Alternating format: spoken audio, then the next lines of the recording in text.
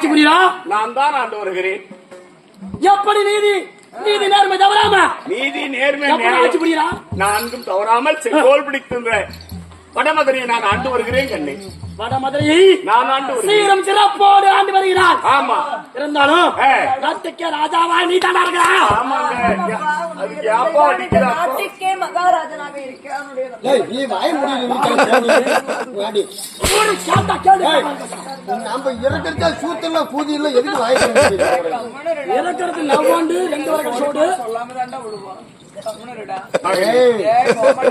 சரி போட்டு அழுத்து விடுவோமா?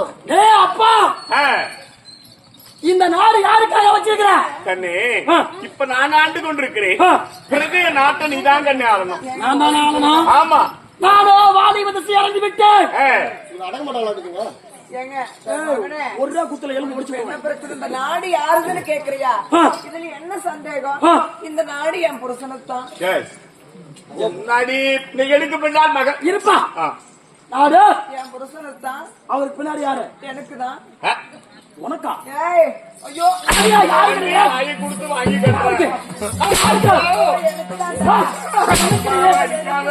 கண்ணே. மகனே அம்மா அடிக்காதப்பா. இங்க பாருங்க, தாய் தந்தை மாண்டு வடித்த பிறகு எங்களுக்கு யார் சொத்து சோகன் இருக்கா? அடுத்தது நீதான் சாமி. உனக்கு எல்லாமே. எனக்கு ஒரு மொத்தம் கொடுமா? ஐயோ அழகு, நான் மொத்தம் கொடுக்கிட்டா? வேண்டாம் சாமி. சரி மகனே, இந்த நாட்டுக்கு பின்னால யாரு ராஜாவா இருக்கணும்? நீதான்பா. நானோ வாலி வந்து அடைந்து விட்டேன்.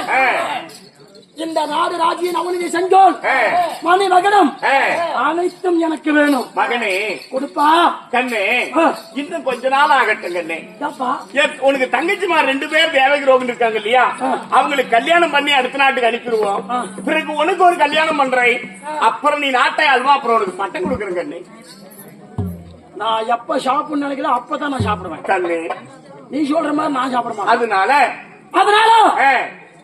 இந்த நாடு நகரம் நவனி செங்கோல் மகனம் எனக்கு பட்டத்தை தெரித்து வைத்தே ஆக வேண்டும். முடிச்சு விடுவாயா மாட்டாயா? இப்போ உனக்கு பட்டம் கொடுத்தா இந்த நாட்டு மக்களை சரியா வச்சு பாத்துக்க மாட்டாயா?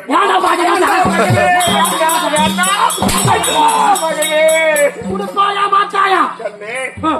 இப்போ உனக்கு பட்டம் வேண்டாம் மகனே. பிறகு தருகிற உனக்கு இன்னும் ஒரு திருமண கல்யாணம் ஆகட்டும் கண்ணே. மகனே, கல்யாணம் பண்றது எனக்கு தெரியும். நாட்ட பட்ட சொல்றியா இல்லையா? அப்பா, இப்ப வேண்டாம் மகனே, பிறகு தருகிறேன். நான் விருப்பப்படும் போது எதுக்குப்பா? சரி, பெற்ற தாய் தந்தையே மதிக்க மாட்டான். இந்த நேரத்தில் பட்டம் கொடுக்கின்றான் மகனே. இந்த நாட்டை நாம ஆளணும். சரிப்பா, குடுப்பியா மாத்தியா? இப்போதைக்கு உனக்கு பட்டம் இல்லை மகனே.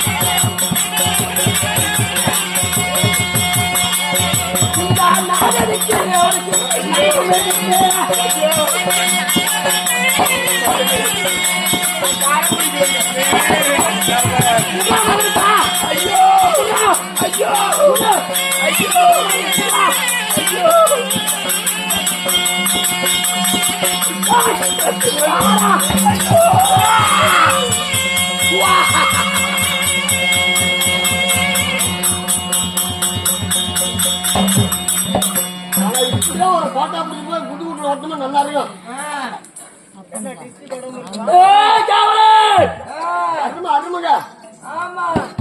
எங்கடா சிமாதானம்? சிம்மாதானம் உங்க அப்பன் தூக்கிட்டே ஓடி போயிட்டான். சரி, இந்த நாட்டை இந்த வட்டமதுராபுரி நானே பட்டத்தை சூடி விட்டேன். நான் தான் நாட்டுக்கு ராஜா. இந்த நாட்டுக்கு நான் தான் கட்டளை இடணும். நான் சொல்றதா எவனா செய்யணும். ஆமாங்க. எப்படி நீ சொல்றதான் இங்க இருக்கக்கூடிய குடிமக்கள் எல்லாம் கேட்டவன கேட்கணும். கேட்கல துண்ட காண துணியை காண பஞ்சு பஞ்சா பறக்க வச்சிருவாங்க. நீங்க ஆமா. ஆஹா அப்படி இருந்தாலும் நம்ம ஓஹோ இந்த நாட்டை வழிநடத்த வேண்டும். கண்டிப்பா. எவனா கோயில் படிக்கிற கூட்டிட்டு வரா. கோயில் பூஜை வராங்க. என்ன கோயில் பூஜை நீங்க என்ன முடிக்கிறா சொல்றா? சிவன் கோயில் பூசாரி. என்ன பூஜை?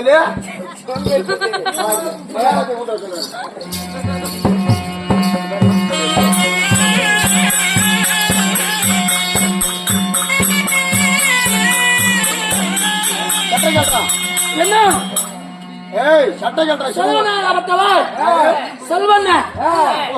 வேடத்தை பாராட்டி 10 ரூபா வாரி வாரி வழங்கியிருக்கிறார்.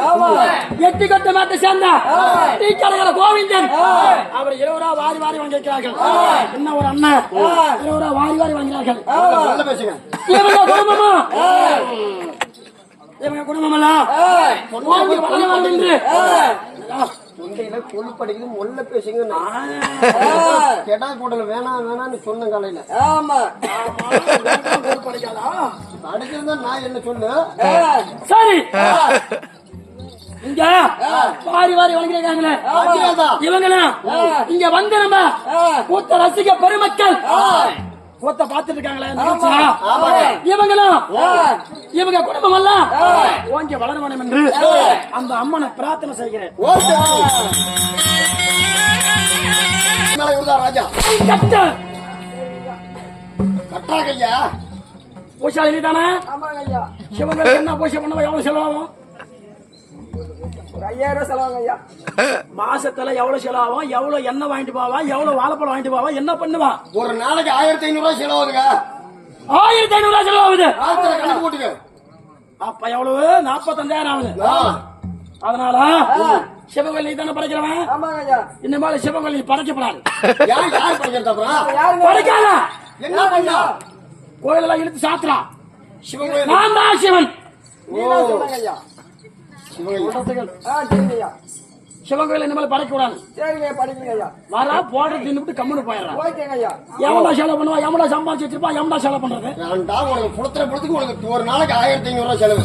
1500 ரூபா குஞ்சில மாட்டேங்குதுங்க. சரி சிவன் கோயில் இழுத்து சாத்து. ராஜா என்ன கும்பிடுறா? தினத்தோறும் இவரு காலில் தான் வந்து விழணும். கொடுக்கறத வாங்கிட்டு போகணும். சாத்து போய் சரி அப்படியே இந்த நாட்டை பட்டம் கட்டி ஆண்டாலும் பெருமா கோயில் பூஜை ஒருத்தர் ஐயா வணக்கம். முன்னே கேள்விப்பட்டுங்க. எப்படி நாட்டை நீங்க தான் பட்டம் கட்டி ஆள்றீங்களா? ஏஞ்சு பேசுறா?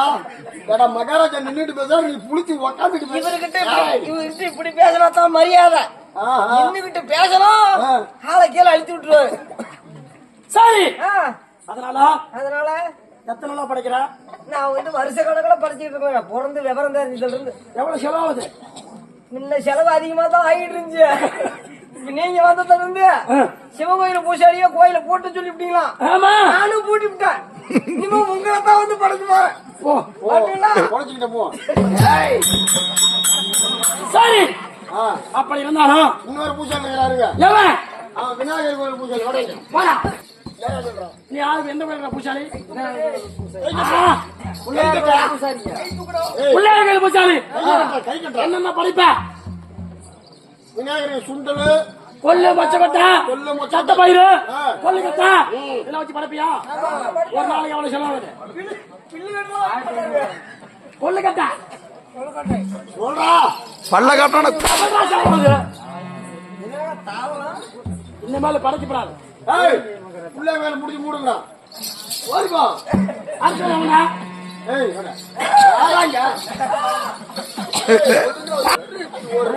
பாருங்க 1500 ரூபாய் வாங்குற கூட ஒரு கோட்டை தான் குடிக்கிறாங்க.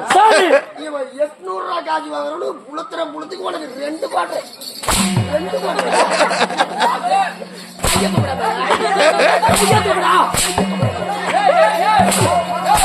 ஏய் அவரு குவாட்டர்லாம் குடி போட்டாருன்னா ஒரே ஆப்பு தான் வாங்கி குடிப்பாரு. குடிப்பியா? போதுருங்க. ஏய், என்ன கோயில் பூ சொல்ற நீ? சரி நண்பா, ஏய், நாட்டை பத்தம் கட்டி இந்த நாட்டுக்கு இந்த மும்மூர்த்தி தேவரே நீதான். ஆமா சிவன் பிரம்ம விஷ்ணு என்று சொல்லக்கூடிய ஆமா 3 ஆலயத்து பூசாரி எல்லாம் உங்ககிட்ட தான் வரணும். என்னடா சொன்னாங்க ஆகணும். அப்படி இருந்தாலும் நாட்டை பத்தம் கட்டி 10 தினங்கள் ஆகிருது. 10 தினம் ஆனாலும் ஊரு குடிமக்கள் நாட்டுல போய் என்னை பத்தி புகழ்ந்து பேசுறாங்களா, சரி, நிகழ்ச்சியா பேசுறாங்களா அப்படின்னு போய் விசாரணை பண்ணிட்டு வர போலாம். விசாரணை. ஆமா, சரி, விசாரணை. ராஜா நல்லா ஆட்சி புரியுறாரா, என்ன பண்றாரு அப்படின்னு விசாரணை பண்ணு. கோயில் மூடி போட்டு அப்புறம் கிழிச்சுக்கிட்டு தான் இருக்கும் பொழப்பு. விசாரணை பண்ணிட்டு வா. இது எங்க சின்ன ஏற்பாடு. மகாராஜா, ஏங்க மகாராஜா, எல்லா குடிமக்களும் விசாரணை பண்ணு. சரி எல்லாம் பயந்துகிட்டு எப்படி எல்லாம் பயந்துகிட்டு மகாராஜா நல்லா அரசாடுறாரு அரசாடுறாரு நல்லா ஆட்சி புரிகிறான் அப்படின்னு நல்லா பெருமையா தாங்க பேசுறாங்க. கைகுடு எந்த குறையுமே கிடையாது. அப்புறம்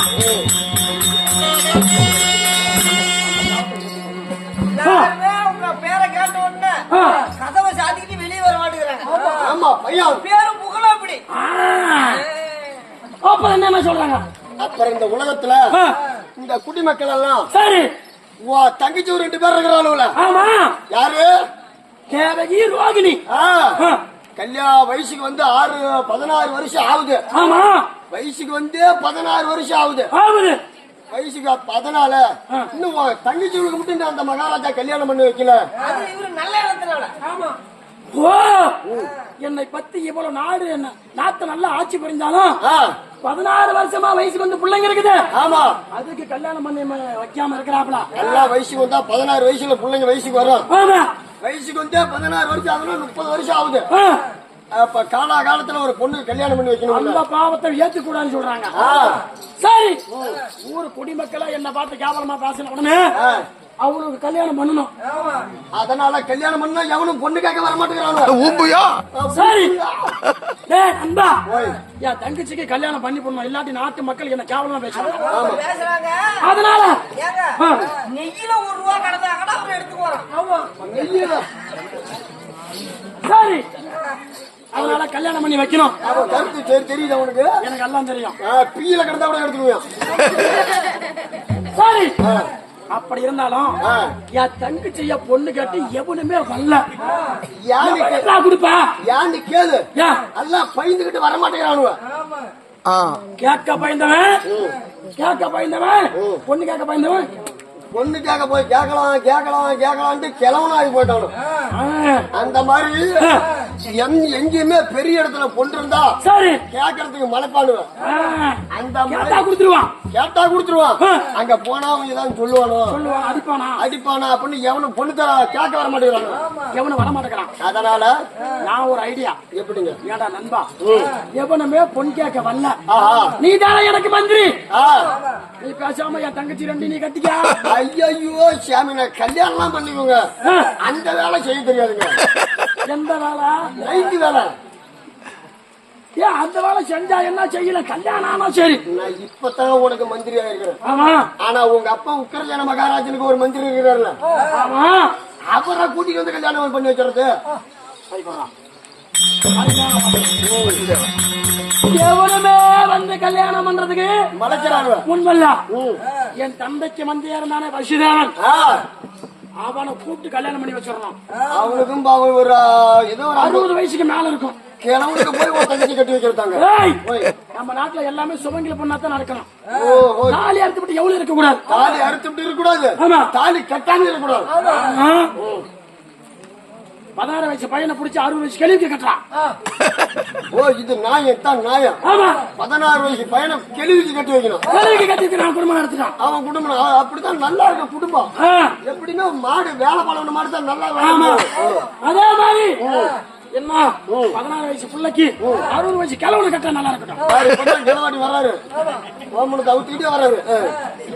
சரி, 16 வயசு பிள்ளைகளுக்கெல்லாம் 60 வயசு கிழவனை கட்டி வைக்கணும். ஆனா நம்ம நாட்டுல சுமங்கலியாத்தான் நடந்தா முண்டை நடக்கூடாது. வேலை அப்பதான் திருத்தமா இருக்கும். 60 வயசு கிழவனுக்கு விட்டாத்தான் வேலை திருத்தமா இருக்கும். ஆனா ஆ. அவனை கூட்டிட்டு வந்து தாலி கட்டி வைக்கலாம். ஆஹா.